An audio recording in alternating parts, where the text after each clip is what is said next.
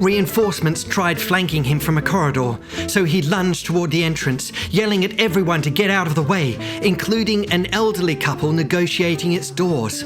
The couple, arm in arm and supported by walking sticks, stopped shuffling and turned to peer in surprise, which left Thomas screaming that they move unless each wanted double hip replacements. Despite wet trousers, he made good progress, and his pursuers' flanking became traditional chase. When the first two guards exploded from the stairwell to join in, Thomas yelled at everyone again before threatening to deliver the sort of gastric upset that hospitals had been invented for.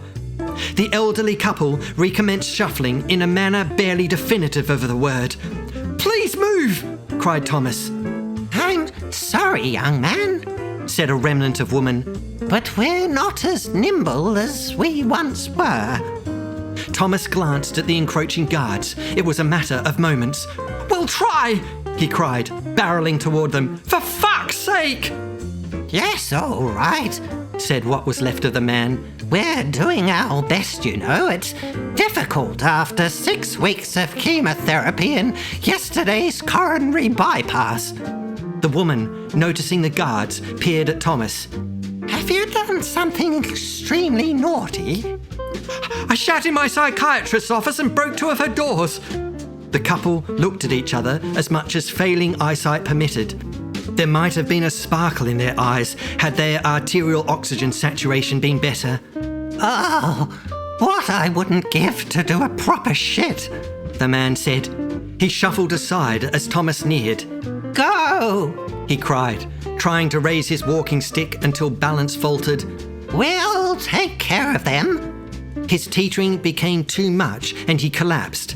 There was a muffled crack and pop, followed by a surprised moan. The woman fell to his side and Thomas slid to a stop and did the same.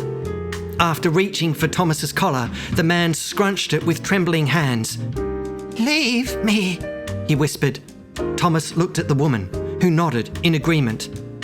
"You've got your entire life ahead of you," she said. "Ours has been." Her wrinkled face twisted in sudden disgust, and she looked at her husband. "Is that smell you, dear?" "I don't know," he said.